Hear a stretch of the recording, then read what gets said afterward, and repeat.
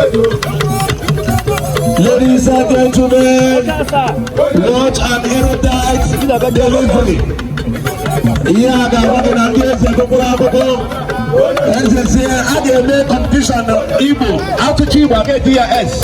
But even to government law, a law of viewers, choice of words, superb, accreditation, superb, and cultural opportunity, fantastic. You're welcome. Thank you. Thank you, Joe. Biko Uwa, His Royal Highness Eze. Dr. Martins Amako, Dimeze 2 of Iho Dimeze, on Atatu Black, Odame unveil the program. Because on a day within the Moya, Eze Dr. Martins Amako, Hadewa, Eze Dr. Amako, Kedende Mo, Hadewa, Aine Juno, Okasa, Yabawa unveil, Mahadewana, okay, what you can do?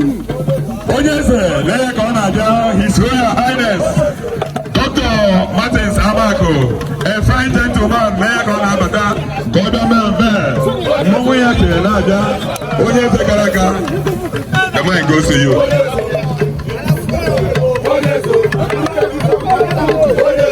Ezudo,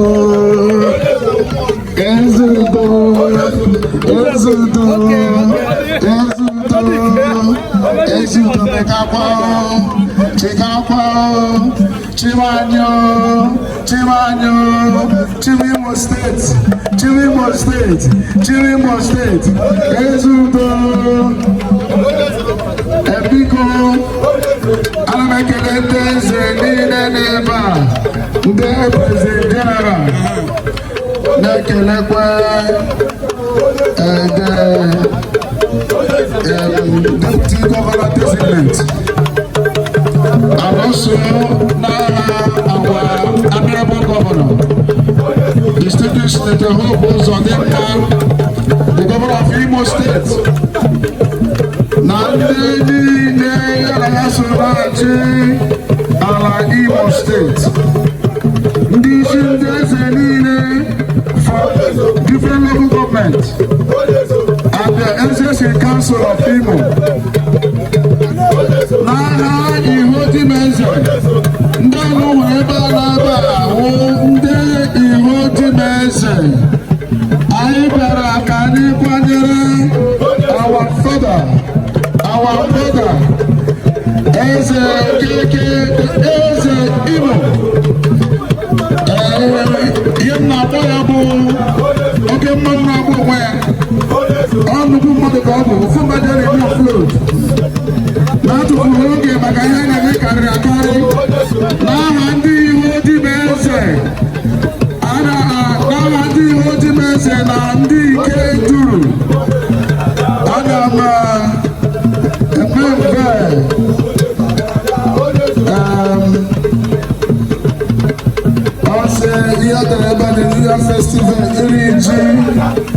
as a Imo State. So now I'm on them there and the sum of 200,000. The sum of 200,000 now. I support the Yes, Amako. Because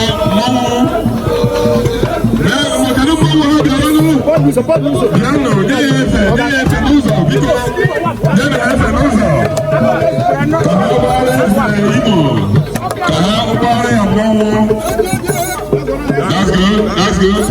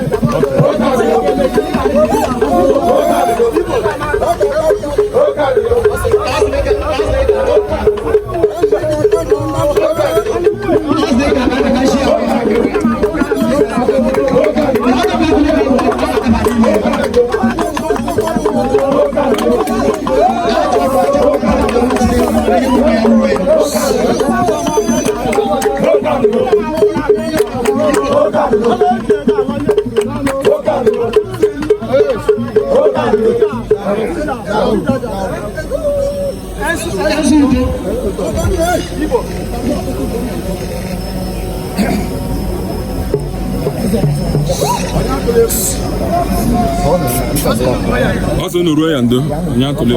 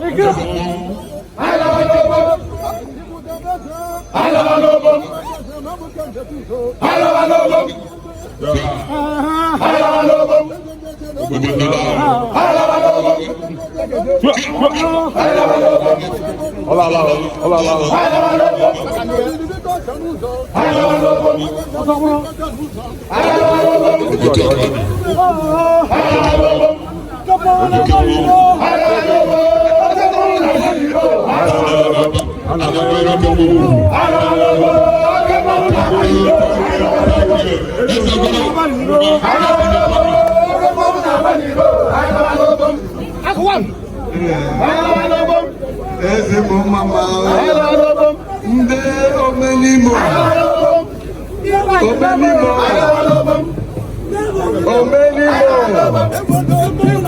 biaro kan, ekumo nde braza ho tunu same.